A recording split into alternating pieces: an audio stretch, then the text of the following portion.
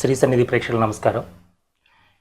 బాబా వారితో నిత్యము ఆయనతో పాటు ఉంటూ ఆయన యొక్క ఎన్నో సందేశాలను మనకు అందిస్తూ ఇంగ్లీష్ అనువాదకులుగా ఎంతో మందికి పరిచయస్తులైనటువంటి ప్రొఫెసర్ అనిల్ కుమార్ గారు ఈరోజు మనతో పాటు ఉన్నారు.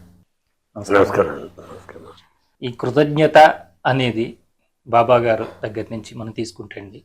ఈ కృతజ్ఞత అనేది అసలు ఎలా ఉండాలి, ఎక్కడి నుంచి మొదలవ్వాలి అనే దాని మీద మీరు కొంచెం తెలియజేయండి. కృతజ్ఞత అనేటువంటి దానికి పూర్తి నిర్వచనం శ్రీరామచంద్రమూర్తి, భగవాన్ శ్రీరామచంద్రమూర్తి ఎంత కృతజ్ఞత భావంతో ఉన్నాడో ఆ ఉడత దగ్గర నుంచి, అక్కడ ఉన్నటువంటి మనం సుగ్రీవుడి దగ్గర నుంచి, అక్కడ విభీషణ దగ్గర నుంచి, జటాయు దగ్గర నుంచి శ్రీరామచంద్రమూర్తి కృతజ్ఞతకు ప్రతీక, ప్రతిరూపం, నిదర్శనం, నిర్వచనం. ఇంకా బాబా గారి విషయం వచ్చేటప్పటికి ఆయన కృతజ్ఞతాభావం ఎలాంటిదో నాటి విషయాలు చెప్పి నేను ప్రత్యక్షంగా చూసి మీకు చెప్తాను. నాటి విషయాలు చెప్తే ఆయన ఎలిమెంటరీ స్కూల్లో చదువుకున్నారు. 7th class discontinued. ఆయన విద్యార్థులతో ప్రసంగించేటప్పుడు, అందులో ముఖ్యంగా ఆ రోజుల్లో బెంగళూరు బృందావనంలో వేసవి శిక్షణా తరగతులు జరుగుతుండేవి. Summer classes in Indian culture and spirituality, ఒక 4 రోజుల క్యాంపు. చివరి రోజున తను విద్యార్థి దశ చెప్పేవాడు. చివరి రోజున ప్రతి సంవత్సరం. ఆశ్చర్యం అండి, తన చిన్ననాటి టీచర్ల పేర్లు అన్నీ చెప్పేవాడు. తమ్మిరాజు, మహబూబ్ ఖాన్, దక్షిణామూర్తి, ఈ టీచర్లందరి పేర్లు చెప్పేవాడు. చెప్తూ ఆ టీచర్లు తను ఎలా ఆదరించారో, తాను ఎలా సమాధానం చెప్పాడో అది కూడా ముఖ్యం. సాందీపని ఆశ్రమంలో ఏ రకంగా అయితే కృష్ణ భగవానుడు కింద కూర్చొని విన్నాడో, ఏ రకంగా అయితే విశ్వామిత్రుడి దగ్గర శ్రీరామచంద్రమూర్తి గాయత్రి నేర్చుకున్నాడో, ఆ గురువు దగ్గర అంతే వినయంగా ఉండేవాడు. సర్వజ్ఞుడైనటువంటి అవతారమూర్తి ఏమీ తెలియనట్టు నేర్చుకోవడం మనకు గురువు ముందు ఎలా ఉండాలి నేర్పించాడేమో అని నాకు అనిపిస్తుంది. ఆ కృతజ్ఞతాభావాన్ని గురువుల గురించి ప్రస్తుతించేవారు ప్రతి సంవత్సరం కూడా, ప్రతి సంవత్సరం. అది ఆనాటి వైభవం. ఆ తర్వాత ఆనాటి భక్తుల్ని ఎవరిని ఆయన మర్చిపోలేదు. సందర్భం వచ్చినప్పుడల్లా చెప్తారు. వాడు ఎవరైనా కానివ్వండి, ఈ ఊళ్ళో చిన్న చిన్న దుకాణదారులు ఉండేవారు, వాళ్ళ పేర్లు సైతం చెప్పేవాడు స్వామి. అంగడి అంగడి అంటారు ఇక్కడ. వాళ్ళందరి సంగతి స్వామి ప్రశ్నించేవాడు. చాలా గొప్ప విషయం. ఆ తర్వాత కాలంలో స్వామి పెద్దవాడైపోయిన తర్వాత అవతారం బాగా ప్రపంచానికి తెలుస్తున్న సమయంలో ఎవరైతే తన అవతారంతో సంబంధాన్ని కలిగి ఉన్నారో ప్రాచీనుని బాగా గుర్తుపట్టేవాడు. ఒక చిన్న ఉదాహరణ, సత్సాయి జీవితంలో ఆ అధ్యాయంలో గొప్పది ఏది అంటే నెల్లూరు జిల్లా. నెల్లూరు జిల్లా ఆనాడు వెంకటగిరి ఆస్థానం స్వామికి చాలా అత్యంత ప్రీతిపాత్రమైంది. ఆ వెంకటగిరిలోనే వారి ప్రథమ ఉపన్యాసం జరిగింది. ఆ వెంకటగిరిలోనే దసరా యజ్ఞాలు మొదటిసారి ప్రారంభమైంది. అలాగా వెంకటగిరి స్వామికి సంబంధం ఉంది, రాజాస్వామికి. ఆ వెంకటగిరి ఆస్థానం చెందినవాడే రామశర్మ గారిని ఉండేవారు. మహాపండితులు ఆయన. స్వామికి చిరకాల భక్తుడు. చాలా పెద్దవాడైపోయినాడు.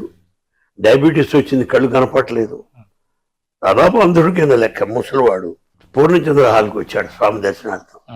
ఎక్కడో చివరు కూర్చుంటాడు. ముసలాళ్ళు కుర్రాళ్ళు ఉన్నట్ట వాళ్ళకున్న ప్రాముఖ్యత ముసలాళ్ళకి ఎవరికి ఉంటుంది పాపం.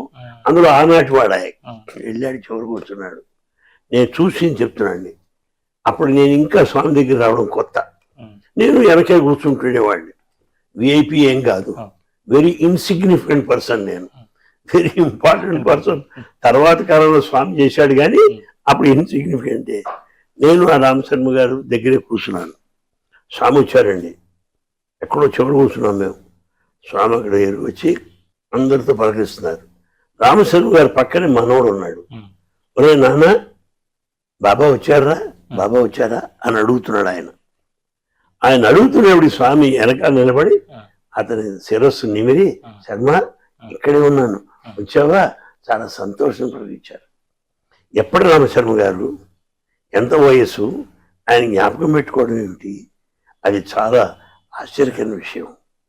స్వామి 60వ జన్మదినోత్సవం అప్పుడు చిలుకూరు స్టేడియంలో తన అవతారానికి సహాయపడినటువంటి వారు చాలా పెద్దవాళ్ళు, వృద్ధులు, వాళ్ళు పెద్ద ఆర్థిక స్తోమత, రాజకీయ స్థితిగతులు ఉన్నటువంటి వాళ్ళు కాదు, మామూలు ఆర్డినరీ మెన్.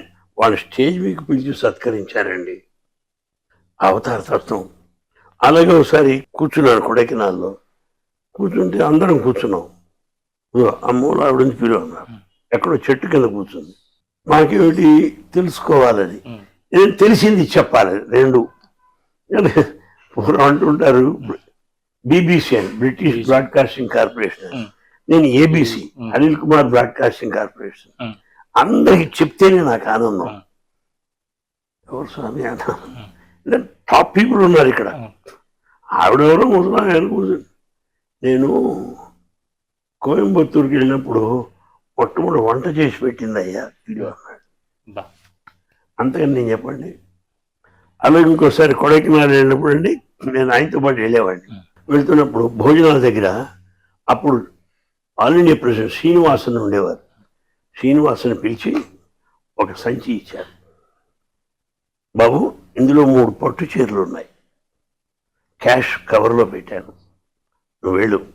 కొడైకెనాల్ చెరువు అవతల, లేక్ అవతల ఓ చెట్టు కింద ఉంటారు 3 ఆడవాళ్ళు, వాళ్ళకి ఇచ్చినాను.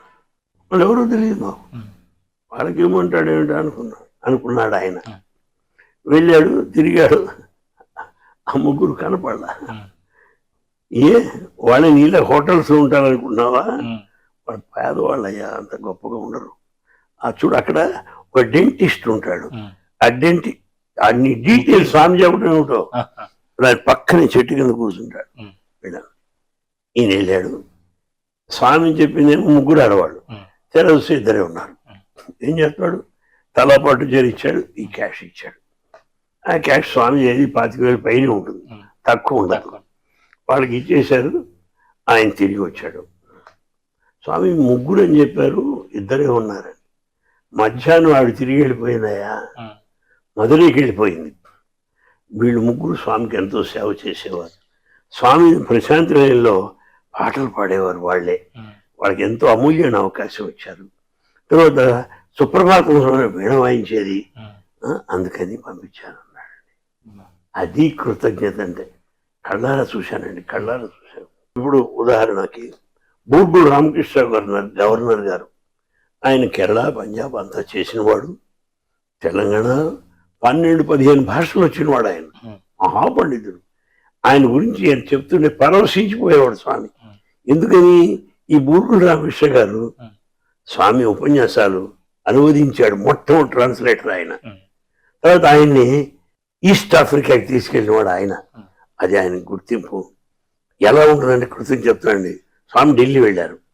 ఢిల్లీ వెళ్ళినప్పుడు అక్కడ ఉండేవారు సోహన్ లాల్, బాగా రిచ్ మ్యాన్, వాళ్ళ ఇంట్లో ఉండేవారు.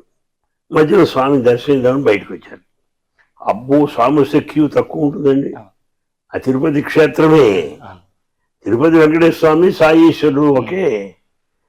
అవతరించెను అచ్యుతుడు అవనియందు, పర్తిలో చూడుడిప్పుడు శ్రీనివాసుండు లోకైక చిన్మయుండు, వెలిగే పర్తీషుడై పృథివీయందు అన్నాడు ఆయన.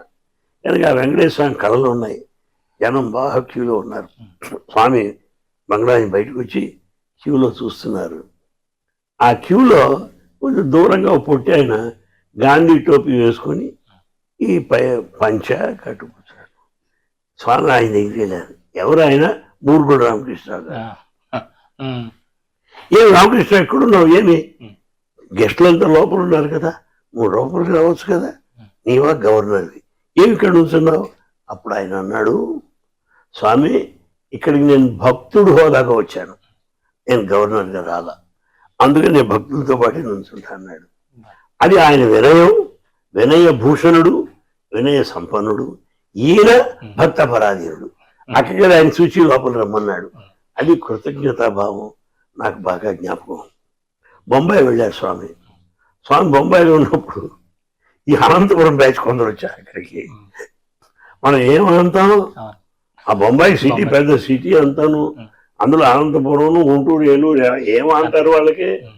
వీళ్ళంతా వచ్చారు, ఎక్కడో కూర్చున్నారు. స్వామి మేడపైన చూశారు ధర్మక్షేత్ర. అన్ని వేల మందిలో ఈ అనంతపురం బ్యాచ్ ఎక్కడుందో చూశారండి. ఆ డిస్ట్రిక్ట్ విజయ్ అక్కడ ఉన్నారు అనంతపురం, వాడికి ఎక్కడ కూర్చోమన్నారు. అంత ప్రేమ, అంత ప్రేమ అండి. ఏమీ లేదు వాళ్ళకి. అదే ఆశ్చర్యం నాకు. ఇక్కడ పోస్ట్ మ్యాన్ ఉండేవాడు పుట్టపర్తిలో, సాయిబు, ఒక గడ్డ ఉంటుంది. వాడి కొడుకులు 5 ఇక్కడే ఉన్నారు. వాడు పోస్ట్ మ్యాన్. సైకిల్ దొక్కుతాడు, ఇస్తాడు. బుక్కపట్నం ఇక్కడ సైకిల్లోకి వెళ్తాడు. స్వామి కారులో వెళ్తూ సైకిల్ ఆపాడు. రైట్ రా అన్నాడు. కారు ఆపి, ఎక్కడికి వెళ్తున్నావు? స్వామి బుక్కపట్నం. చెప్పులేవు? లేవు స్వామి. సైకిల్ ఎవరిది? పాత పడిపోయింది. ఏం సైకిల్? ఆపు చూస్తాను, ఆగదు. ఏమిటి ఆ సైకిల్? పనికిరాదు. వెళ్ళి ఉత్తరాలు ఇచ్చేస్తావా? ఆ సైకిల్ అవతల మరి కూర్చో అన్నాడు. కారులో కూర్చోబెట్టాడు. కూర్చోబెట్టి మందిరాన్ని తీసుకొచ్చాడు. కొత్త సైకిల్ కొనిపెట్టి వాడికి క్యాష్ ఇచ్చి, హాయిగా చక్కగా వెళ్ళు, చెప్పులు కొనుక్కో. చెప్పులు అవి తెప్పించి పంపించాడండి. ఎక్కడ పోస్ట్ మ్యాన్, ఎక్కడ సాయిబాబా? ఇది నమ్మగలమా? నేనే ఈనాటికి నమ్మలేకపోతున్నానండి. అది కళ్ళారా చూశాను. అలాగే అమ్మగొండ వారి పాలెం ఉందండి ఇక్కడ, పరమ పల్లెటూరు. స్వామి జస్ట్ రైట్ వెళ్తుంటారు. అవన్నీ అక్కడ తిరిగిన వాడే స్వామి. అక్కడికి వెళ్తే రోడ్డు మీద ఒకడు వెళ్తున్నాడు. కారాపి, ఏ రెడ్డి బాగుంటివా అన్నాడు. నారాయణ రెడ్డి ఆయన క్లాస్మేట్. మన ఇద్దరం చదువుకున్నాం, మర్చిపోయావా? స్వామి మీరు ఎక్కడ? నేనంటే ఏం బాగుంటివా? సరే ఏడున్నావు? ఈ పక్క రాయలసీమ భాష. ఏడున్నావు? స్వామి బాడుగ ఇంట్లో ఉంటావు. బాడుగ అంటే రెంట్. బాడుగ ఇంట్లో ఉన్నాను స్వామి. బాడుగా? పాపం. సరే కానీ నవంబర్కి నా పుట్టినరోజు వస్తున్నది, అక్కడే నువ్వు నీ భార్య వచ్చేసేయండి, ఇల్లు ఈ లోపల కట్టించేస్తాను నేను అని అతనికి ఇల్లు కట్టించి, ఈయన పుట్టపర్తికి పిలిచి బట్టలు గిట్టలు పెట్టి సత్కారం పంపించాడు. ఎప్పుడు క్లాస్మేట్, ఏం కదా. అలాగే బుక్కపట్నంలో సత్యనారాయణ శెట్టి అని ఒక ఆయన ఉన్నాడు. ఆయన స్వామితో చదువుకున్నవాడే. ఆ బుక్కపట్నం సర్పంచి అన్ని పోస్టులు చేశాడు. అప్పుడప్పుడు వస్తుంటాడు స్వామి. అప్పుడప్పుడు పలకరించడం కూడా చూశాను. ఈ కులంతాలు చూసి ఉంటారు మీరు. ఎక్కడో చివరండి ఆ పిల్లలకి ఆనుకొని కూర్చున్నాడు. ముసలాడు అయిపోయాడు. స్వామి మందు నుంచి సంచి తీసుకొని చక్కగా ఉయ్యారంగా నడుచుకుంటూ వస్తున్నాడు. ఎందుకు అనుకున్నాను. వీళ్ళ ఏం సత్యనారాయణ ఎప్పుడు వచ్చి బాగుంటుందా? అవి ఎట్లుండాలి? అవి ఎట్లుండేది? బాగుందా? చాలా సంతోషం. పుట్టుపండకి ఇద్దరు వచ్చేసేయండి, ఈ బట్టలు ఇస్తా ఉన్నాను, పుట్టుపండ బట్టలు కట్టుకుని చక్కగా రండి అని చక్కగా నడుచుకుంటూ వస్తున్నాడు. నేను అక్కడ ఉన్నాను. ఎవరు స్వామి అన్నాను. మీకు ఉత్సాహం.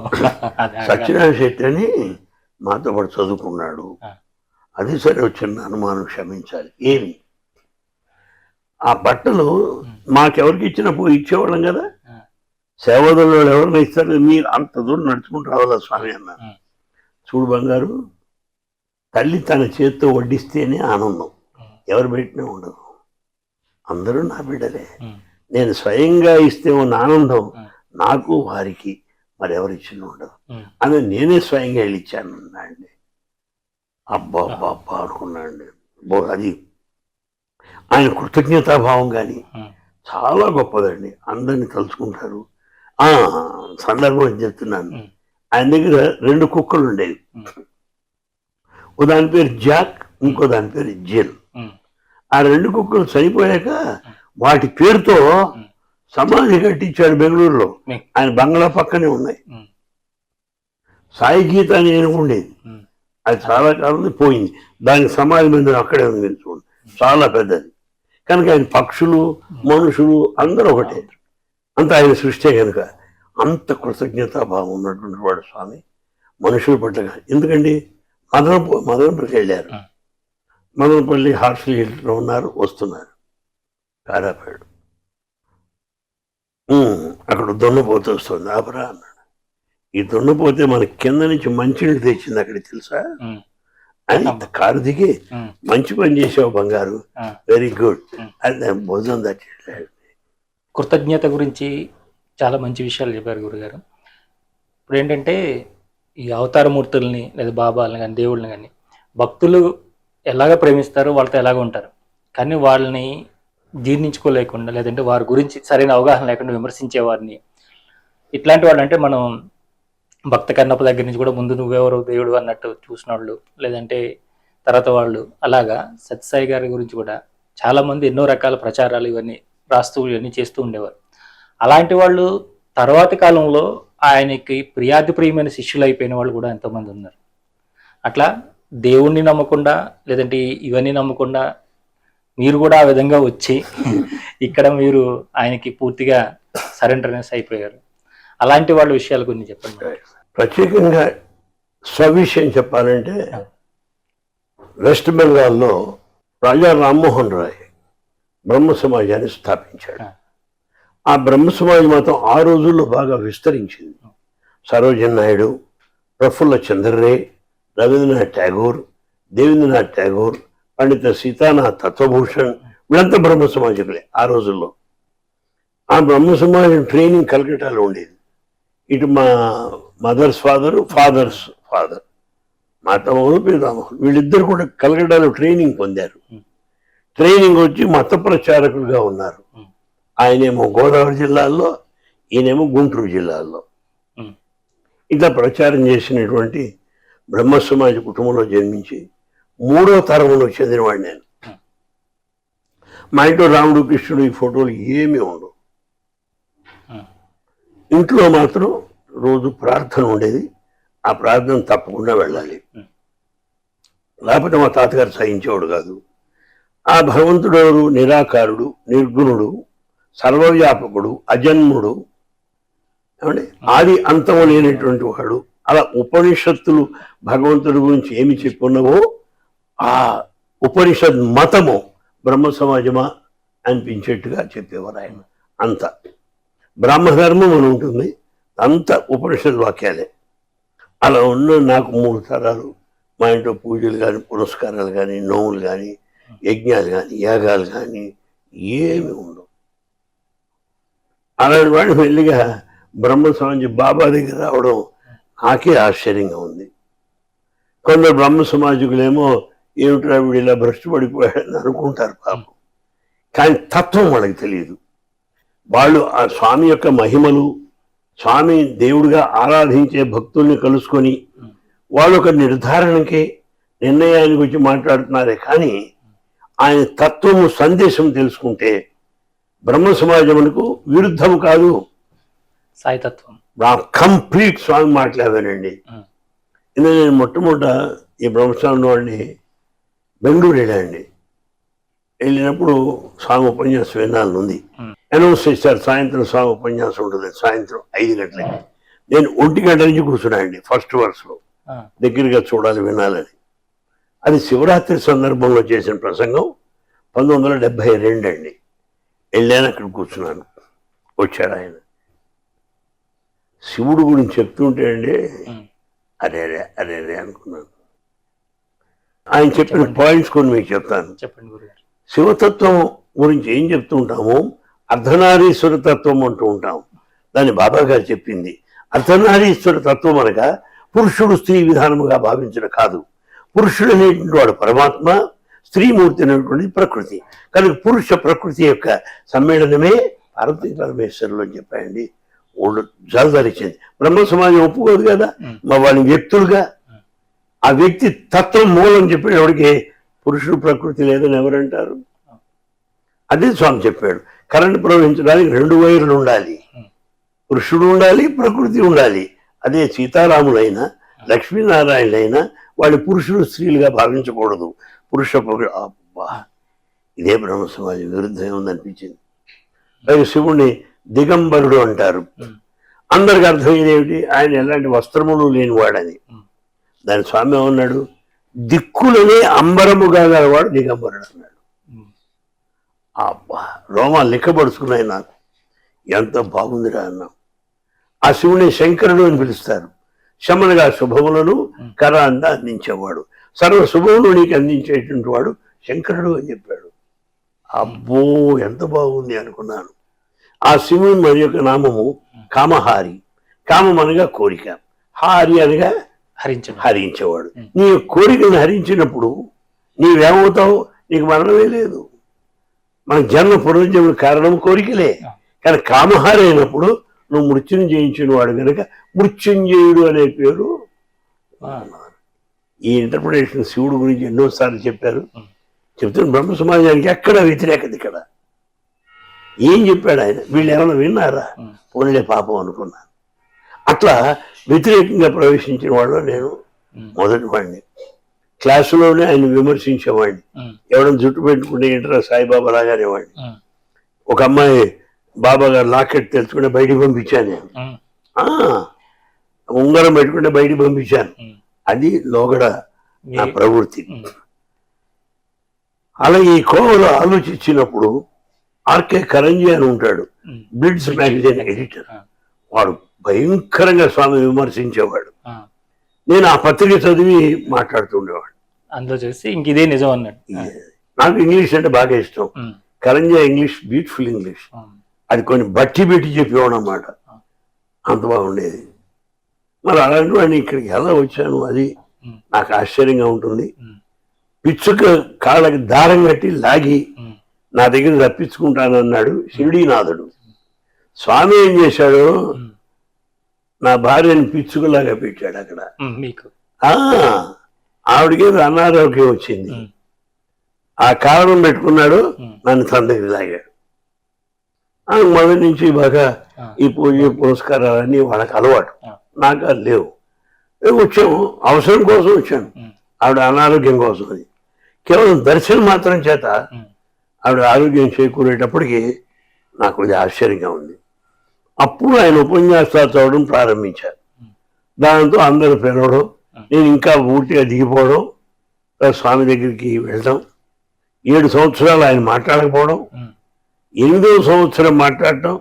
మీరు 7 సంవత్సరాల పాటు ఉంటే మీతో మాట్లాడలేదు, పాద నమస్కారం లేదు, ఉత్తరం తీసుకోవడం లేదు, పుష్పం స్వీకరించడం లేదు, మొదటి వరుస లేదు. అయ్యో, ఎప్పుడు మన 30-40 ఎప్పుడు బ్యాక్వర్డ్ క్లాసే. నాకు ఎప్పుడు వెనకే కూర్చునేవాడిని. అదేమో హిందూపురంకి నన్ను రామాయణ సెమినార్కి పిలిచారు. వెళ్తాననుకున్నాను, వస్తానని చెప్పాను. ఆ రామాయణ సప్తాహం జరిపారు. అందులో మహానుభావులు మాట్లాడుతున్నారు. అబ్బో, ప్రొఫెసర్ వీరభద్రరావు గారు, professor Hemalatha, professor Ramaraju, professor Diwakar Venkatadha, అలాంటి వాళ్ళంతా ఉన్నారు రోజుకోరు. ఆ ప్రకారం హిందూపురం ఆహ్వాన పత్రిక చూస్తే నాకు గుండె దడ పుట్టింది. నేనేమో బాటనీ వాడిని, వాళ్ళంతా సంస్కృత పండితులు. నేను ఏం చెప్పేది? అప్పుడు నేను కొత్త. అప్పుడు నేను వాళ్ళకి ఫోన్లో చెప్పాను, అయ్యా నన్ను మన్నించండి, నన్ను ఒక్కరే పిలిచారనుకున్నాను, నాకు వచ్చి చెప్దాం అనుకున్నాను. ఈ పండితులను చూస్తే నేను ఆ చుట్టుపక్కల పనికిరాని అనిపిస్తున్నది, నన్ను వదిలిపెట్టండి అన్నాను. వాళ్ళు అన్నారు, స్వామి సంస్థల్లో కార్యక్రమం వేశాక వెనక్కి వెళ్ళదు ఉండదండి, మీరు వస్తున్నారు అన్నారు. దాంతో వెళ్ళాను, ఏదో ప్రసంగించాను. అంటే ఉపాధ్యాయ వృత్తిలో ఉండటం వల్ల స్వామి రాముల వారి గురించి అంతా సేకరించాను. రాముల వారి గురించి చెప్పాల్సింది ఏది అంటే, రామకథార స్వాహిని అని స్వామి రాశారు. ఆత్మారామం అనే పేరుతో స్వామి రాముడి పైన ఉపన్యాసం ఇచ్చారు. వాటిని సేకరించాను, వెళ్ళాను. ఉపన్యాసం అయిపోయింది. పుట్టపర్తి కూడా వెళ్తే ఎలా ఉంటుంది అనిపించింది. సరే వస్తున్నా. అనంతపురం సమీపించాడికి స్వామి కారు ఎదురే. డ్రైవర్ అన్నాడు, స్వామి పుట్టపర్తిలో లేరు సార్, స్వామి అనంతపురం కాలేజీకి వెళ్ళారు. అయ్యా బాబు, నన్ను కాలేజీ ముందు ఆపేయరా అన్న. కరెక్ట్ ఆపేశాడు. అప్పుడు నా చేతిలో సామాన్లు తీసుకొని ఉన్నాను. ఆ గేటు దగ్గర వాచ్మెన్ అన్నాడు, అక్కడే నుంచో అన్నాడు. ఎందుకయ్యా అన్న, ఇదంతా మహిళా కళాశాల అండి అన్నాడు. అయితే మాకు పిల్లలు ఉన్నారు, నేను గుంటూరు ఏసీగాల్లో పనిచేశాను. 4,000 మందిలో 2,000 మంది ఆడపిల్లలే ఉన్నారు. మా డిపార్ట్మెంట్లో 6-7 మేడమ్స్ ఉన్నారు. మాకు తెలియదండి, రాకూడదు అంతే కదా అన్నాడు. సరే అక్కడ నుంచున్నాను. స్వామి పైన మీటింగ్ అయ్యాక కిందకి దిగారు.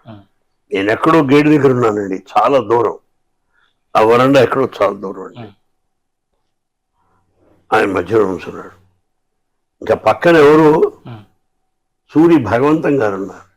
Suri Bhagavantam national adviser defence.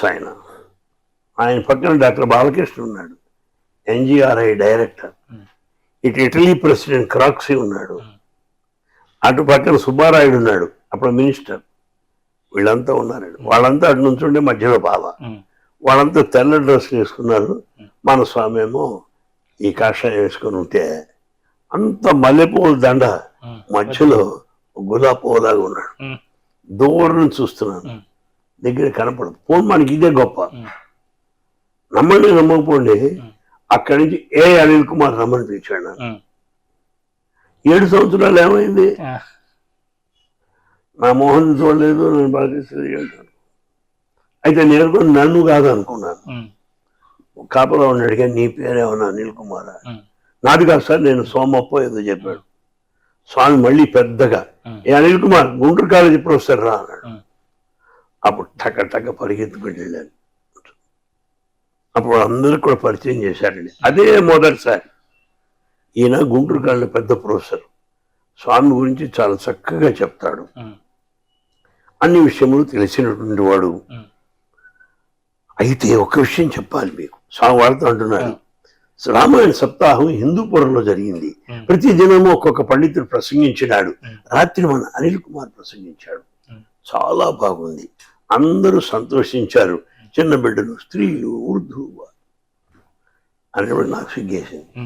స్వామి క్షమించాలి, మీరు నన్ను అట్లాంటి సిగ్గుగా ఉంటుంది. మీ మాటలేగా స్వామి నేను చెప్పింది, నాదేముంది స్వామి అన్నది. నా మాటలే ఉన్నది ఉన్నట్టుగా చెప్పావు, కాదంటలేదు కదా, చాలా బాగా చెప్పావు, మీ దయ స్వామి అన్నాను. అప్పుడు మొదటి ప్రశ్న, మీ ఆవిడ ఆరోగ్యం బాగుందా అని అడిగాడు. మొదటిది ఫస్ట్ క్వశ్చన్ అండి. స్వామి ఆమె గురించి వచ్చాను స్వామి, మరి ఆరోగ్యం సరిగా లేదానికి కరుణ కావాలి స్వామి అన్న. అట్లనా విభూ సృష్టించి ఆమెకి ఇచ్చేయన్నాడు. అట్లా ప్రథమ పరిచయం జరిగిందండి. ఆ తర్వాత దసరాలకు వచ్చేయమన్నారు, దసరాలకు వచ్చాం. అది 78లో జరిగింది. అప్పుడు ప్రతి సంవత్సరం వెళ్ళడం, వారు నన్ను మాట్లాడమండం, అలా జరుగుతుంది. తర్వాత సత్యసాయి సంస్థల్లో నేను జోనల్ కన్వీనర్ చేశాను, ఆంధ్ర వైస్ ప్రెసిడెంట్ చేశాను, ఆంధ్ర స్టేట్ ప్రెసిడెంట్ చేశాను. ఆ స్థాయి అన్ని స్థాయిలో సేవలు జరుపుతున్నాను. అప్పుడు నన్ను స్వామి బెంగళూరు కాలేజ్ ప్రిన్సిపాల్గా రమ్మన్నారు. బెంగళూరు కాలేజ్ ప్రిన్సిపాల్గా వచ్చా పుట్టపర్తి రమ్మన్నారు. అప్పటి నుంచి ట్రాన్స్లేషన్స్ ఒక 23 సంవత్సరాలు. ఆయనతో ఏ ఊరు పడితే ఆ ఊరు, సిమ్లా, బొంబాయి, అన్ని, ఢిల్లీ, మధురై, మెడ్రాస్ అన్ని తిరగడం అన్నమాట. ఆ లాటూరు, హట్సి అన్నిటికి వెళ్ళాం. పక్క రూమ్లో ఉండేవాడిని. పాప ఆయన. ఈ ట్రాన్స్లేషన్స్ లో మొట్టమొదటిగా మీకు ఇచ్చిన ట్రాన్స్లేషన్ ఏ టైంలో మీకు ఇచ్చారండి? నేను అప్పుడు స్టేట్ ప్రెసిడెంట్గా ఉండేవాడిని అండి. అందులో స్టేట్ ప్రెసిడెంట్స్ మీటింగ్ జరుగుతుంది మందిరంలో. అప్పుడు ఎవరు ట్రాన్స్లేటర్ ఆయన రెగ్యులేట్ చేసేవాడు రాలా అనే రాకుండా చేశాడు స్వామి. ఎవరు చేస్తారు ట్రాన్స్లేషను? ఆయన రాకపోయా, ఎవరు చేస్తారు అని ఇటు తిరిగి నువ్వురా అన్నాడు. చేస్తావా అన్నాడు. మీదయ్య స్వామి, మీ అనుమతి రావు. అది మొదటి ట్రాన్స్లేషన్. అదంతా అయిపోయాక బాగా చెప్పావు, చాలా స్పీడ్గా చెప్తున్నావు బంగారు, మంచి ఎమోషన్తో చెప్తున్నావు అన్నారు. మీరు ఎట్టా చెప్పి అట్టా స్వామి నాదే ఉందన్నారు. అక్కడి నుంచి ఈ అనువాద మహాప్రస్థానం ప్రారంభమైంది. అంటే బాబా గారు చెప్పే మాటలు చాలా క్లిష్టంగా ఉంటాయి కదండి, కొన్ని పదాలు ఆధ్యాత్మిక వాటికి మీకు ఇంగ్లీష్లో తర్జుమా చేసేటప్పుడు దానికి పదాలు వెతుక్కోవడము, లేదంటే బాబా గారు కరెక్షన్ చేయడము, ఇట్లాంటివన్నీ జరిగేవండి? ఆయన కరెక్ట్ చేయడం ప్రతి అనువాద ప్రక్రియలో జరిగే విషయం. ప్రతిసారి నో ఇట్లా చెప్ప, నో ఇటు చెప్పనేవాడు. దాంతో ఆడియన్స్ అంతా నవ్వేవారు, నేను నవ్వేసేవాడిని. అది అట్లా ఎందుకు జరిగింది అని నన్ను ప్రశ్న వేసుకుంటే ఒక సమాధానం వస్తున్నది నాకు. అది మీతో పంచుకుంటున్నాను. స్వామి ఇంగ్లీష్ వాడిన పదం ఇది కాదు, ఇది వాడు అని అనటం వల్ల స్వామికి ఇంగ్లీష్ బాగా వచ్చని అందరికీ తెలుస్తుంది, మన అందరికంటే. రెండవది, నేను కూడా సునాయాసంగా చెప్పినట్టయితే వీడికి ముందే చెప్పాడేమో స్వామి, అందువల్ల అంత స్పీడ్గా చెప్తున్నాడు, లేదా చెప్తాడు అని వీళ్ళు అనుకుంటారు. మూడవది, నాలో కాస్త అలా మాట్లాడే జనానికి కూడా కాస్త వినోదం, కానీ వినోదం వికాసం ఈ రెండు జరుగుతుంటాయి. చాలాసార్లు కరెక్ట్ చేశారు. అందులో మన సంస్కృత భాషలో ఉన్న ప్రత్యేకత అది. ఉమ్, ఉదాహరణ చెప్తాను. చైతన్యము ఉందనుకోండి, ఆ, చైతన్యము అనే దాన్ని కాన్షన్స్ అని ఒక సందర్భంలో అంటారు. నేను కాన్షన్స్ అని కాన్షియస్నెస్ అని చెప్పాను. సరే, కాన్షియస్నెస్ దీని పదం కదా అనుకున్నాను. మరి కొంతకాలం అయ్యాక చైతన్యం అన్నప్పుడు కాన్షియస్నెస్ అన్న కాన్స్టెంట్ ఇంటిగ్రేటెడ్ అవేర్నెస్ అని అన్నారు. అంటే ఎందుకు ఇట్లా అంటున్నాడు స్వామి? చైతన్యం అనకు అప్పుడు అట్లా అన్నారు ఏమిటి, ఇప్పుడు ఇట్లా అంటున్నారు ఏమిటి, అసలు చైతన్యం అంటే ఏమిటి అని ఆలోచిస్తే నాకు తోచిందండి, ఆ సందర్భానికి అదే పడాలా. చైతన్యం అనే దానికి ఆ సందర్భంలో ఆయన భావాన్ని కాన్స్టెంట్ ఇంటిగ్రేట్ అవేర్నెస్ పడాలి, ఇంకోసారి కాన్షియస్నెస్ పడాలి. కానీ అక్యురేట్ కరెక్ట్ వర్డ్ ఆయన చెప్పడం జరుగుతుంది. ఇలా చాలా సందర్భాల్లో కరెక్షన్స్ అయ్యో జరుగుతుంటాయండి. ఓఎస్ సాంస్క్రిట్ లాంగ్వేజ్ అది. అట్లా నిత్య విద్యార్థులాగా ఆయనతో పాటు ఉంటాం, నేర్చుకోవడం. దానితో కొన్ని సందర్భాల్లో సడన్ గా రాయలసీమ భాష వచ్చేస్తుంది ఆయనకి. బేడలు అంటారు, మన సైడు బేడలు అనరు. ఈ పప్పు దినుసులు ఇవన్నీ కూడా బేడలు అదేనయ్యా పల్సెస్ చెప్పు, పల్సెస్. మన సైడు చీపురు అంటాం, ఇక్కడ పరక అంటారు. పరకతో మనం పూర్తిగా మాలిన్యమును తొలగించినట్లుగా మానవుడు తన యొక్క సాధన చేత మనోమాల్యమును తుడిచివేయాలని చెప్పాడు. అదంతా అర్థమైంది, బాగానే ఉంది. మరి పరక అడుకోదా? పరక అదేనయ్యా బ్రూమ్ స్టిక్ చెప్పు అనేవారు. రాజకీయంగా మెల్లిగా చెవిలో చెప్పేవారు. అట్లా రాయలసీమ భాష వచ్చినప్పుడు నన్ను కాస్త తత్తరబిత్తరపడ్డా, తర్వాత మెల్లిగా అలవాటు పడ్డాను. గురుగారు, ఇప్పుడు ఈ అవతార మూర్తులకి గుర్తించడానికి మామూలుగా దీనికి వాళ్ళకి కొన్ని రకాల గుర్తులు ఉంటాయి వాళ్ళ శరీరాల పైన అని చెప్తా ఉంటుంటారు. అది కొంతమందికి మాత్రమే, శిష్యులకు మాత్రమే ఆ అవకాశం దొరుకుతుంది చూడడానికి. అట్లా మీరు బాబా గారి మీకు ఏమన్నా అలాంటివి? ఇక్కడ రెండు ఉన్నాయండి. ఒకటి అవతారమూర్తి యొక్క లక్షణం సర్వజ్ఞత్వము, సర్వవ్యాపకత్వము, సర్వశక్తిమత్వము. ఆమ్నిషియంట్, ఆమ్నిప్రెజెంట్, ఆమ్నిపొటెన్స్ అన్నీ ఉన్నాయి. ఈ భక్తులందరికీ పరిచయమే. ఇది ఒకటి. ఆ చిహ్నాల విషయం అన్నారు. ఇది నాకు 2 పర్యాయములు ఆ దృష్టం కలిగింది. ఓసారి స్వామి పాదసేవ చేసే సందర్భంలో ఎడమకాలు మీద ఒక మచ్చలాగా కనపడింది. అంటే కళ్ళజోడు వాడుతుంటే ఇక్కడ మనకి ఎచ్చబడుతుందో కాలి పట్టాలు ఎప్పుడు వాడుతున్నట్టుగా మామిడి పిందెల్ది ఆ ముద్ర ఆయన కాళ్ళ మీద కనపడింది. ముద్ర అనమాట. బాగుంది. కానీ కాస్త ఊరుకోని తత్వం కనుక నేను ఈ కాలు అంగి మెల్లిగా ఎత్తాను. అక్కడ ఏ ముద్ర లేదు. అప్పుడు అడిగాను, స్వామి ఇక్కడ కాలి పట్ట ఏమైంది, ఎక్కడ వదిలిపెట్టారు, ఎక్కడ దార విడుచుకున్నారు స్వామి అన్నాను. ఏమయ్యా నువ్వు మాట్లాడేది నీకు తెలీదా, ఇది పార్వతి, ఇది శివుడు. శివుడు పాదానికి పట్టాలు ఎట్లా ఉంటాయా, పార్వతి పాదానికే పట్టాలు ఉంటాయి అని ఒక అనుభవం జరిగింది. ఇంకొకసారి ఈ స్వామికి 3 బొత్తాలు ఉంటాయండి, బటన్స్. ఈ 2వ బటన్ పెట్టుకోలేదు ఆయన, త్వరగా వస్తున్నాడు. ఆయన బనీలు వేసుకో ఎట్లా అని చెప్పడం, అందరు దూరం దగ్గరికి వెళ్ళి త్వరగా అట్లనా, కొద్దిమంది ఉన్నారు. బటన్ తీశాడు, 5 కూడా తీశాడు, చూడన్నాడు. శంఖము చక్రము చూశానండి ఆయన వక్షస్థలం పైన. అది 2వ అనుభవం అండి. ఇక 3వది ఆయన రామాయణ కాలంలో ఉండేటువంటి పాత్రలకు,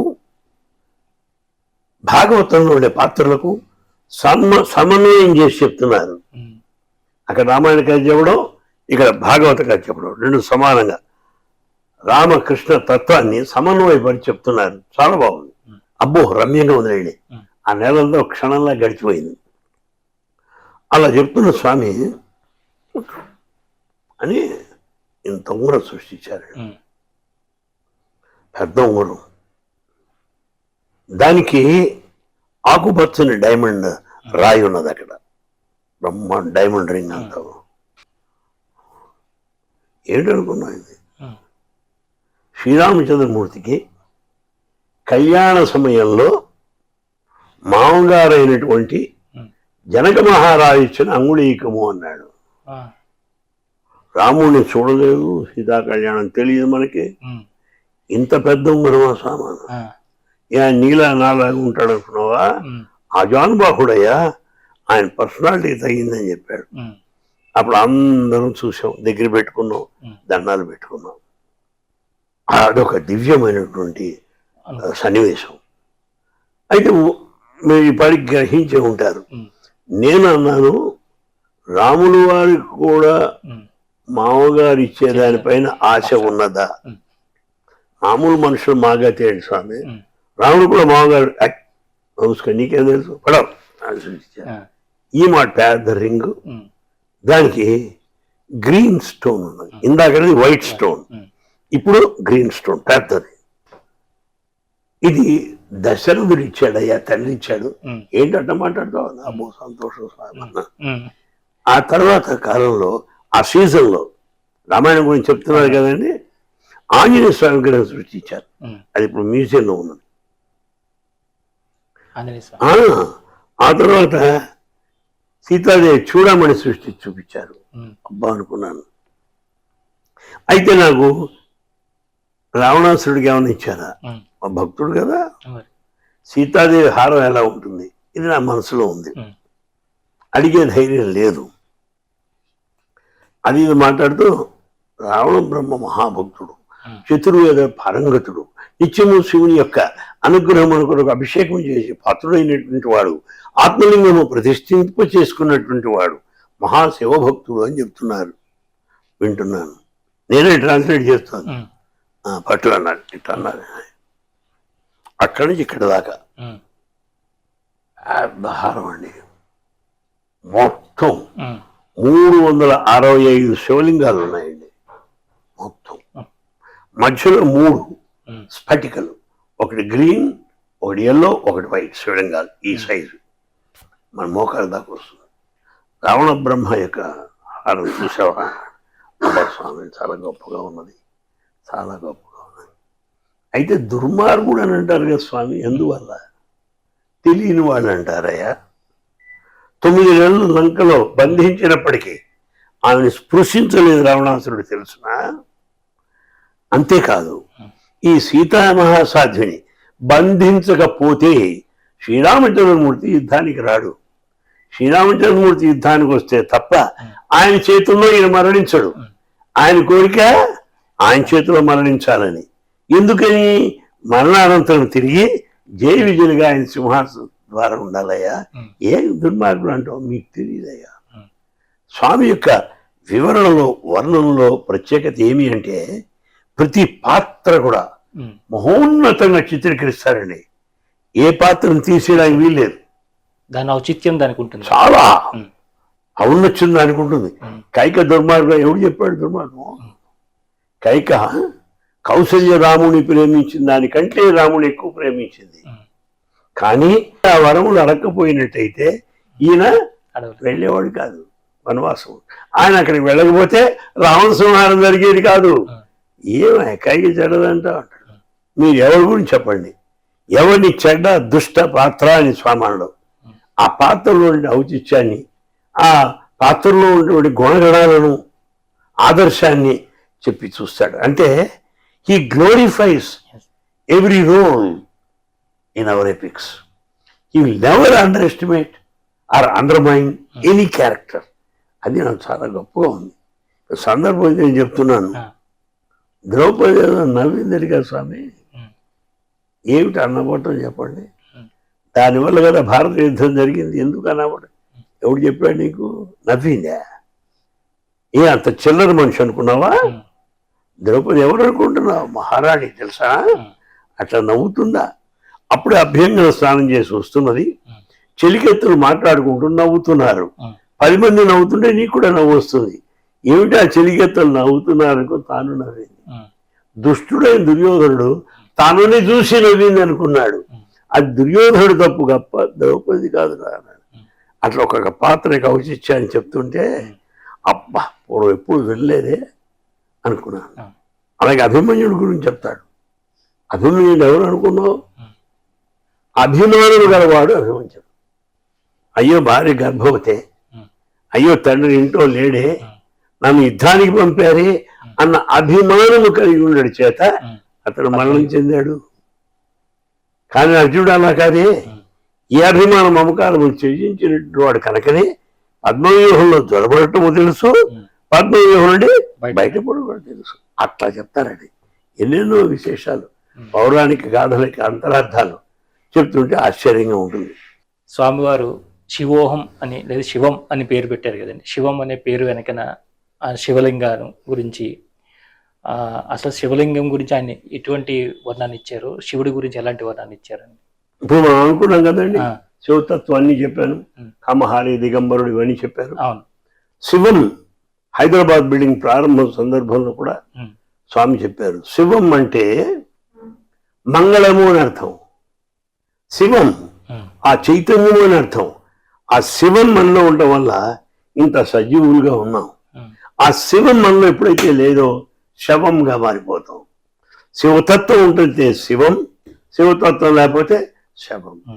అంతేగా శివలింగంలో ప్రత్యేకత ఉన్నది. ఏమిటది అంటే ఆ శివలింగం కేవలం గుర్తు మాత్రమే. శివుడు అట్టగే ఉంటాడు శివలింగం లాగా, గుర్తు. దేని గుర్తు? నిరాకారతత్వానికి గుర్తు. రాముని శ్రీరామ అంటారు, కృష్ణుని శ్రీకృష్ణ అంటారు, శివుని శ్రీ శివ, శ్రీ శంకర, శ్రీ శంభో అంటారు అనరు.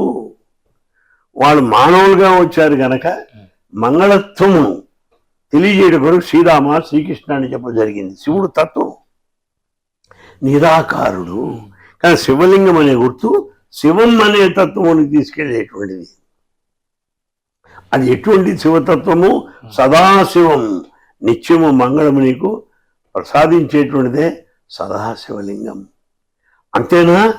ఆ శివలింగం ఉన్నదే మహాజ్ఞాన ప్రకాశాన్ని అందించేది జ్ఞానలింగం అని చెప్పారు. జ్ఞానలింగము సదాశివలింగము. అంతేనా?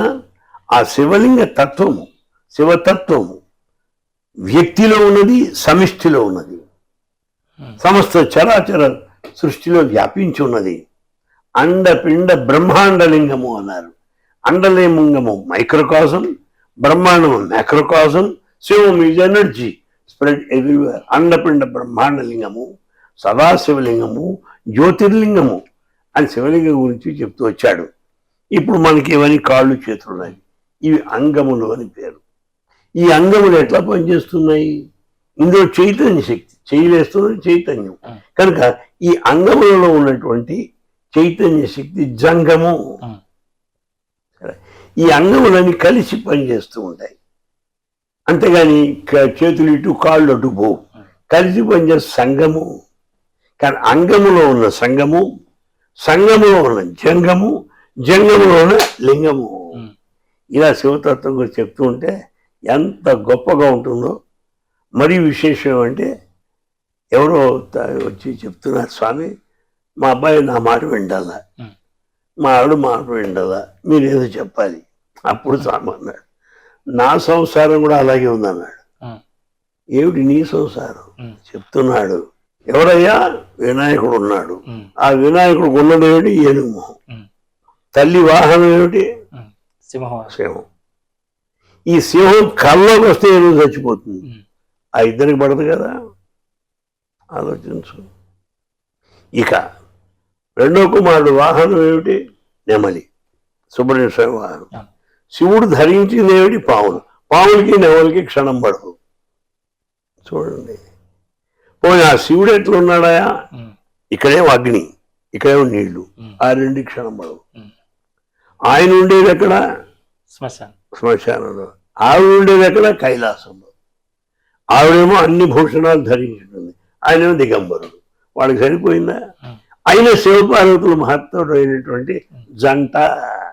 కనుక మనలో విభేదములు ఉన్నప్పటికీ, అనేకత్వం ఉన్నప్పటికీ సమన్వయ సారస్య ఐకమత్యము చేత సంఘటితపరిచి అటు ఏకత్వం నిరూపించిందే శివతత్వం అని చెప్పాడు. అలా ఉంటుందండి. అంటే స్వామి నామ సంకీర్తన మీద చాలా ఎక్కువగా భజనలు కానీ ఇవన్నీ జరుగుతూ ఉంటాయి కదండి. సంగీతం అంటే కూడా చాలా విపరీతమైన ప్రేమ ఆయనకి, బాగా. కీర్తనలు అన్న ప్రేమ. ఎంతో మంది సుప్రసిద్ధ కళాకారులందరూ కూడా అంటే అంతర్జాతీయంగా ఖ్యాతి గడించినటువంటి ఎంఎస్ సుబ్బలక్ష్మి గారు లాంటి వాళ్ళు, వాణిజ్యరామ్ గారు లాంటి వాళ్ళు, ఇంకా ఎంతో మంది సుప్రసిద్ధ కళాకారులు అందరూ ఇక్కడికి వచ్చి భజనలు చేసేవారు, కీర్తనలు పాడించేవారు. ఆ సమయంలో మీరు అక్కడ ఉన్నారు. మీ అనుభూతి, స్వామివారికి సంగీతం మీద ఉన్నటువంటి ఆ ప్రేమ గురించి విపరీతం అండి. వెంకటగిరి వాళ్ళు స్వామి జన్మదినోత్సవం ఒక వారం రోజుల దాకా జరుపుతారు. ఈ వారం రోజులు 24 గంటలు శాస్త్రీయ సంగీతమే.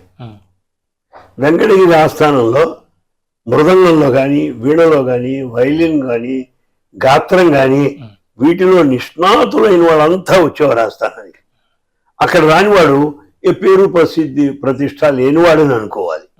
ఉన్నవాళ్ళంతా ఆయన దగ్గరకు వస్తే పాడతారు. ఇది ఆయనకి ఎంతో ఇష్టం, వింటూ ఉంటారు స్వామికి.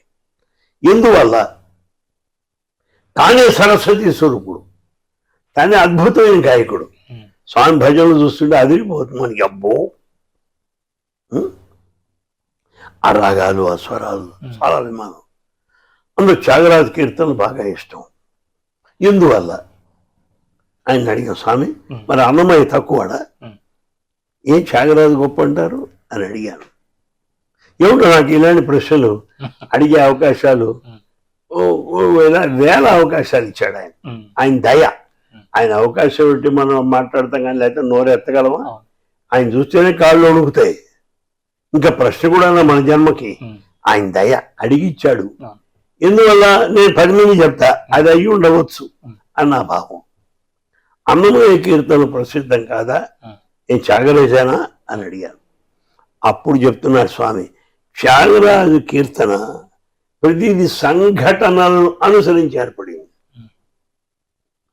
ఎప్పుడైతే రాములు వారి విగ్రహం అన్నగారు కావేరిలో పాడేశాడో, ఆ విగ్రహాలు అక్కడ దొరికినప్పుడు ఇంటికి తీసుకొస్తూ పాడిన పాటే రారా మా ఇంటి దాకా అని. రాజుగారి ఆస్థానానికి రానన్నా బలవంతంగా పిలిచినప్పుడు పాడిన పాటే నిధి సుఖమా, రాముని సన్నిధి సుఖమా అని పాడింది. చివరికి ఆస్థానంలో పాడిన పాటేది ఎందరో మహానుభావులు. కానీ త్యాగరాజ కీర్తనలు అన్నీ కూడా సందర్భానుసారం, జీవిత సంఘటనల అనుసారము పాడినవయ్యా. అందులో త్యాగరాజు గొప్పగా ఉంటుందంటారు. అందులో సుబ్బలక్ష్మి వచ్చినప్పుడు ఇలా కూర్చొని వినేవాడు. ఇది పాడు, రామభక్తి సామ్రాజ్యం పాడు,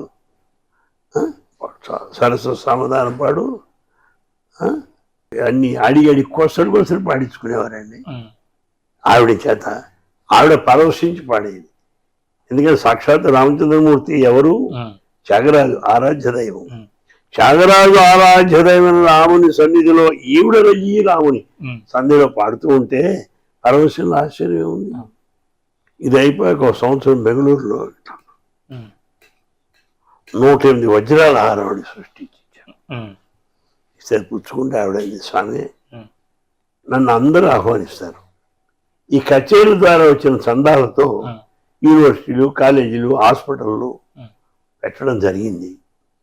నా ద్వారా అందరూ కూడా విరాళాలు పోగు చేసిన వారే, కానీ నాకు ఇట్లా ఇచ్చిన వారు లేరు స్వామి అంది ఆవిడ. ఇవన్నీ ఆవిడ స్వయంగా చెప్పింది, నేను విని మీకు చెప్తాను.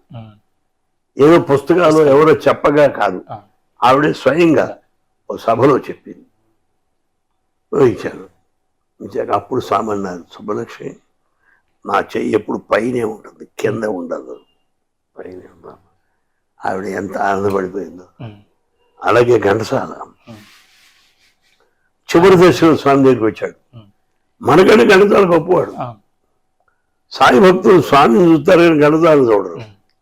దర్శనం అయిపోయాక ఘంటసాల అంటారు. దర్శనం అయ్యాక ఆయన చాలా రోగంతో ఒంటి నిండా రోగం పాపం. చివరి స్టేజ్ అన్నమాట. ఒకసారి స్వామి చూడాల 3 రోజులు చాలా బాధపడ్డాడు. రూమ్లో ఉండి బాధపడుతున్నాడు. అందరూ ఘంటసాల గొప్పవాడు కదా, వాళ్ళ ముందు నన్ను ఎగతాళి చేస్తావా, నన్ను ఎవరు పట్టించుకోరు కదా. అప్పుడు ఆయన రాసి పాడాడు, నన్ను గురిలో నన్ను నగు బాటు చేయగా నా సాయి నన్ను చేర రాడాయే, నన్నలరించే వేళాయే, నా సాయి నన్ను చేర రాడాయే అని పాపం తాను రచించి ఏడుస్తూ పాడుకున్నాడు. భజన అయిపోయింది, తన దగ్గరికి వేసాడు, ఓ టర్కీ టవల్ కట్టుకొని మంచమే పడుకున్నాడు ఏడుస్తూ. తలుపు తెరుచుకుంటూ స్వామి లోపలికి వచ్చాడు. ఏ గణసాల, నేను చూడలేదు అనుకుంటున్నావా? కొన్నాళ్ళు ఇక్కడ ఉంచుకుందామని మాట్లాడలేదు. మొట్టమొదటి మాట్లాడితే వెళ్ళిపోయాడు. నువ్వు ఇక్కడ ఉండు, నేను చూసుకుంటాను కదా. ఆయన చక్కగా పలకరించి విభూతి ఇచ్చాను. అప్పుడు రాశాడు, ఎంత హాయి ఎంత హాయి ఈనాడు మందహాసవదనుడై పలకరించినాడు. రాసిన అప్పుడు రాసినటువంటి అప్పటికప్పుడు ఆయన అయితే ఏడుస్తున్నాడు, రోగంతో ఉంది, ఆయన చూడలేక పూర్తిగా చూడాలా, కళ్ళనీళ్ళు వస్తున్నాయి. కన్నీటి కెరటాల అలల తెరల నిన్ను కాంచలేకున్నాను మన్నించమన్నాను. కన్నీటి కెరటాల అలల తెరల, కళ్ళనీళ్ళు వస్తున్నాయి స్వామి, నేను ఎలా చూసేది? బాబా సత్య సాయి బాబా, బాబా సత్య సాయి బాబా అని రాసుకున్నాడు. ఈ కళ్ళనీళ్ళు వస్తే నేను చూడలేకపోతున్నాను. ఆ ఘంటసాలని స్వామి తన కారులో ఎక్కించుకొని బెంగళూరు తీసుకొని 4 రోజులు ఉంచుకొని ఆ ఘంటసాలతో అన్నాడు స్వామి, ఘంటసాల సూర్యచంద్రాదులు ఉన్నంత కాలం నీ పేరు ఆంధ్రదేశంలో ఉండిపోతుందని ఆశీర్వదించాడు స్వామి. ఈ పాటలు అంటే ఆయన చాలా, భీమ్సేన్ జోషి ఆయనకి ఇచ్చాడు. ఏ ఆర్టిస్ట్ అయినా సరే అండి, ఆయన దగ్గర రానివాడు లేరు. అందరూ ఆయన దగ్గర, అందరూ విపరీతంగా సత్కరించాడు. ఇంచేత సరస్వతి స్వరూపం ఆయన. అలా వాళ్ళు వచ్చి పాడుతూ ఉంటే ఆయనకి ఎంత ఆనందంగా ఉంటుంది, అందరికి ఇచ్చేవాడు. అప్పుడు వాళ్ళకి ఆ సంగీతం గురించి, చరిత్ర గురించి చెప్తూ సత్కరించేవాడు. అందరిని చూశాను నేను. సుశీల, మీరు బాబా గారికి కోసం అప్పటికప్పుడు ఏమన్నా పాడించేవారండి ఆయన గురించి కీర్తనలు? అయ్యో, కళాకారులు ఎప్పుడు వచ్చినా సరే, వాడి పేరు సౌందరరాజనేనా, తమిళ సింగర్, కొడగినానికి వచ్చాడు. ఆ సౌందరరాజన్ గురించి పాడమన్నారు అక్కడ. అప్పుడు సత్యసాయి నాథన్, నాథన్ తమిళ కదండి అంటే ఒక పాట ఏదో పాడాడు. స్వామి ఆశ్చర్యపడితే అతనికి సృష్టించి ఇచ్చారు. వాణి జయరాం స్వామి దగ్గరికి వచ్చిన కొడగినాలకి, వీళ్ళందరినీ చూశాడు స్వామి. బాబా గారు బాగా అవతారం ప్రకటన జరిగిందంతా కూడా అందరూ వస్తూ ఉన్నారు. అప్పుడు బాగా పరిచయం అయిన తర్వాత, ప్రపంచవ్యాప్తం అయిన తర్వాత అందరూ ఇవ్వడం జరుగుతుంది. కానీ మొట్టమొదటిగా ఆయన గుర్తించి ఇక్కడ ఇవన్నీ ఎవరు చేశారు గురుగారు? ఆయన 1940లో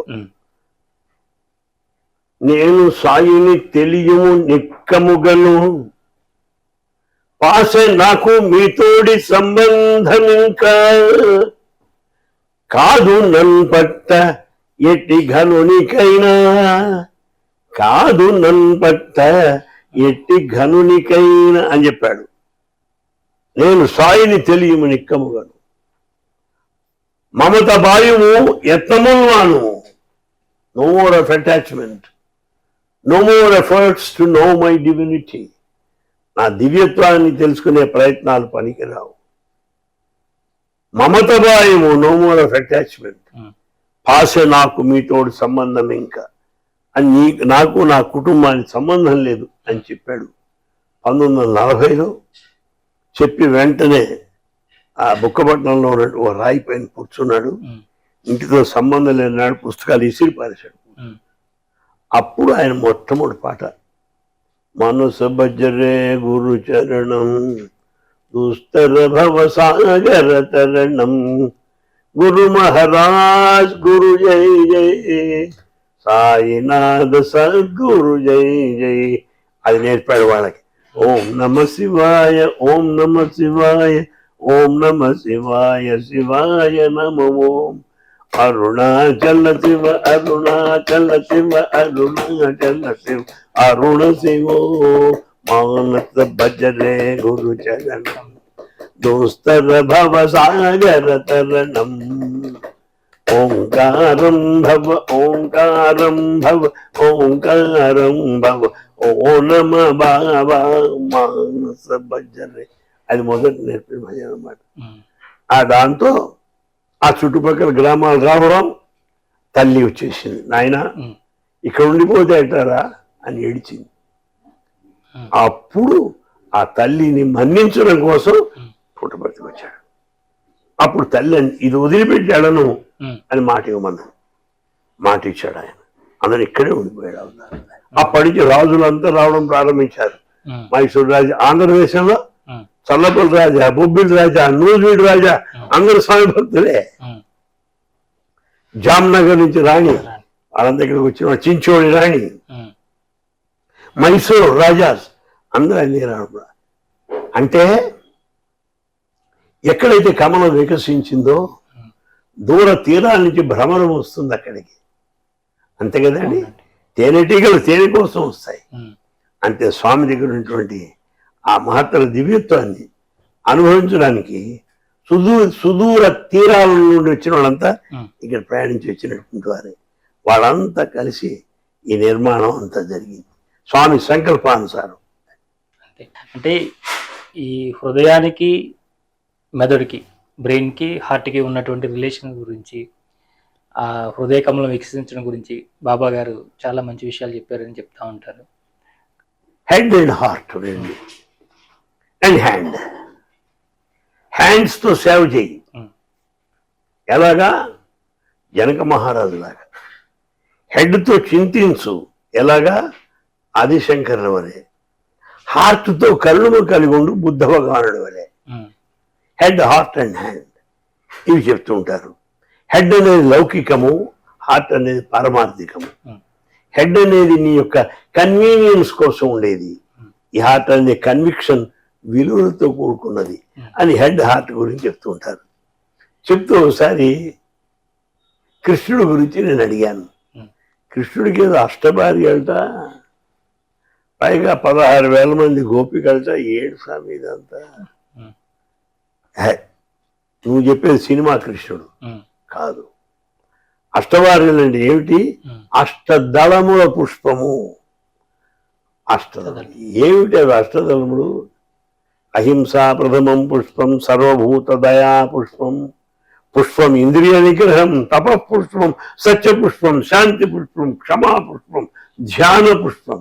ఇటు అష్టదళములయా. అష్టభార్యలు అంటావేంటి? ఇక 16,000 గోపికలు అంటావా? ఎవరు ఆ 16,000? సహస్ర దళముల కమలం అది. ఒక్కొక్క దళములకు 16 కాంతులున్నవి. 16 × 1000 16,000 కళలతో ఉన్నవాడు కనుక గోపికలు. కానీ నువ్వు మాట్లాడతావు? సినిమా కృష్ణుడు కాదు, ఈ కృష్ణ తత్వమే వేరు అని. హృదయ కమలము 16,000 దళములు, 16,000 కాంతులు ఇనేటువంటి హృదయ కమలమయ్యా కృష్ణుడు అంటే అని చెప్పాడు. అదే సహస్ర దళం ఇక్కడ ఉంటుంది సుమా. అందే కుడలని ఇలా ప్రవహిస్తుంది, చివరితుంది. అదే వికసించడం అని చెప్తాను. ప్రతిదీ అంతరార్థంతో శాస్త్రీయంగా వివరణ ఉంటుంది స్వామిని. ఈ కుండలిని జాగరణ లేదా పైకి వెళ్ళడం వీటి గురించి చెప్పేవారు బాబా గారు. అప్పుడు సాధన అలాంటిది అని చెప్పేవారు. చెప్తారండి. అయితే ఇది అందరికీ సాధ్యమైన విషయం కాదు. సేవయే ప్రధానమైన సాధన. సేవను మించిన సాధన లేదు. నామం మించిన సాధన లేదు. చూసారా? అందులో నాలుకపై నామాన్ని ఉండాలి. దాన్ని అన్వయిస్తే చెప్తాడు ఎంతో అందంగా. వ్రేపల్లిలో పుట్టాడు, బృందావనంలో తిరిగాడు, మధురలో రాజ్యం వెళ్ళాడు కృష్ణ పరమాత్మ. అలాగే నీ హృదయంలో కృష్ణుడు ఉదయించాలి. బృందావనంలో సంచరిత నీ నాలుక పైన నామం ఎప్పుడు ఉండాలి. మధురలో ఉన్నట్టుగా నీ యొక్క హృదయం, మనసంతా కూడా కృష్ణతో, కృష్ణ కాన్షియస్నెస్, కృష్ణ చైతన్యంతో నిండి ఉండాలి. అదే మధుర, బృందావనం, రేపలేక అంతరార్థం అని చెప్తాడు. ఎంత బాగుంది చెప్పండి. చాలా మోస్ట్ సైంటిఫిక్. ఇలాంటివి చాలా ప్రవచనాలు ఏంటంటే బాబా గారు ఇచ్చినటువంటి ప్రతి ప్రవచనంలోనూ కూడా అటు శాస్త్రీయంగాను ఇటు ఇంత అంతకుముందు ఎప్పుడు వినని ఒక నిగూఢార్థం ఉంటుంది. రెండు ఉండేవండి. ఆ కారణం చేతనే యావత్ ప్రపంచాన్ని ఆకర్షించాడు. మామూలుగా సంప్రదాయ సిద్ధంగా ఉంటే ఒక పౌరాణికుడు అయ్యేవాడు ఆయన, ఒక ప్రవచనకర్త అయ్యేవాడు. ఈ నూతన అంశములు సర్వుల యొక్క అంగీకారము, సర్వులకు ఆమోదము, సర్వమతముల సమ్మతము, అది స్వామి అభిమతం కనుక అంత నూతనంగా ఆయన చెప్తాడు. అందరు ప్రపంచాన్ని అంతా ఆకర్షించగలిగాడు. లేకపోతే నేను ఎన్నో దేశాలకు వెళ్ళాను, అన్ని దేశాల్లో కూడా స్వామి భజనలు ఉన్నాయి. ఎవరికి తెలుగు రాదు, ఇంగ్లీష్ రాదు, మన దేశ భాషలు ఏమీ తెలియదు. ఆ లాటిన్ అమెరికా అంతా అదే, అర్జెంటీనా, బ్రెజిల్, పోర్చుగీస్, ఆ పెరు, ఇవన్నీ అలాంటివి. ఆ దేశాలన్నీ నేను తిరిగాను. మరి వాళ్ళకి భజనలు ఎట్లా వచ్చినాయి? వాళ్ళు కృష్ణుడు గురించి చెప్తే అలా వింటూ ఉంటారు. వాళ్ళకి ఎట్లా తెలుసు? ఎట్లా ఆకర్షించాడు? మామూలుగా ఉండేటువంటి సంప్రదాయ సిద్ధ ప్రవచనాలు కావు స్వామివి. అవన్నీ కూడా అంతరార్థ వివరణ, శాస్త్రీయ వివరణ, నూతనమైనటువంటి వివరణ, వర్ణన. అంతో ప్రపంచం అంతా ఆయన ఆకర్షిస్తున్నాడు. అదే కారణం. గురుగారు, సాయి తత్వం గురించి మాకు కొంచెం తెలియజేయండి. ప్రేమ తత్వం చెప్తాడు. ప్రేమ గురించే ప్రధానం Sai. Love is God, God is love ఎప్పుడు చెప్తాడు. అందుకనే లవ్ గురించి చెప్తుంటాడు. Start the day with love, spend the day with love, fill the day with love, end the day with love. That is the only way to God. Love all, serve all, that is the way to God అంటాడు. కానీ సాయి తత్వం అంటే ప్రేమ, సాయి తత్వం అంటే సేవ, సాయి తత్వం అంటే సర్వమత సమన్వయము. అలా చెప్తాడు తప్ప ఏదో ఇది గొప్ప అది తక్కువ అనేది ఉండవు. అన్నీ ఒకటే, భేదములే ఉండవు. అందువల్ల ఇక్కడ బౌద్ధం జరుపుతారు, బుద్ధ పూర్ణిమ, క్రిస్మస్ ఇక్కడ జరుపుతారు. వాళ్ళ కేంద్రాలు గొప్పగా ఉంటాయి ఇక్కడ. అది ఈ పండుగలన్నిటికీ కూడా కొత్త భాష్యంగా తీసుకొచ్చారు కదండి బాబా గారు. పూర్తిగా అన్ని కలిపేస్తాడు అనమాట. ఏ క్రిస్మస్ సందర్భం గురించి అంటాడు. క్రీస్తు ప్రభు ఏమన్నాడు? మొదట I'm the messenger of God అన్నాడు. తర్వాత ఏమన్నాడు? I'm the son of God అన్నాడు. శిలువ పైన ఏమన్నాడు? I and my father in heaven are one అన్నాడు. నేను స్వర్గలోకమును నా తండ్రి ఒకటే అన్నాడు. మొట్టమొదట మేము భగవాని దూతను అన్నాడు. తర్వాత భగవంతుని కుమారుడు అని అన్నాడు. కనుక భగవంతుని దూత అన్నప్పుడు ద్వైతము, భగవంతుని కుమారుడు అన్నప్పుడు విశిష్టాద్వైతము, పరలోకమున తండ్రి నేను ఒకటే అన్నాడంటే అద్వైతము. ఇట్లా దాన్ని సమన్వయపరుస్తాడు. అలాగే ముస్లిమ్స్ పర్షియన్ భాషలో I am in the light, the light is in me, I am the light. కనుక the light is in me, I am in the light. ఇది ద్వైత, విశిష్టాద్వైత, అద్వైతత్వం, ఐఎమ్ ద లైట్. ఇట్లా అన్నిటిని సమన్వయపరుస్తూ చెప్తాడు ఆయన. అందువల్ల అన్ని దేశాల వాళ్ళు, అన్ని ధర్మాల వారు భారతదేశం వైపు రావడం జరిగింది. అది విశేషం. శ్రీరామనవమి, శ్రీకృష్ణాష్టమి, విజయదశమి, దీపావళి, అన్ని పండుగలు కూడా చాలా అద్భుతమైన రీతిలో అద్భుత రీతిలో సర్వులకు అంగీకారమైన విధానంలో చెప్పడం జరుగుతూ ఉంటుంది. వాటిల్లో కూడా మామూలుగా ఉండే సాంప్రదాయ పద్ధతుల్ని కొంచెం మార్చి ఆధునిక కాలమునకు సమన్వయపరిచి చెప్తాడు. అందువల్ల అందరినీ ఆకర్షిస్తుంది ఆయన ఉపన్యాసం. చాలా థాంక్స్ అండి.